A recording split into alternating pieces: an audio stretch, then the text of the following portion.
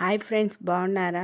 ఈరోజు మా ఇంట్లో కాలీఫ్లవర్ కర్రీ ప్లస్ పాపడాలు, రైస్, వేడి వేడి రైస్, కాలీఫ్లవర్ కర్రీ ప్లస్ పాపడాలు. ఫ్రెండ్స్ చూడండి ఫ్రెండ్స్, కాలీఫ్లవర్ కర్రీ చాలా బాగుంటుంది.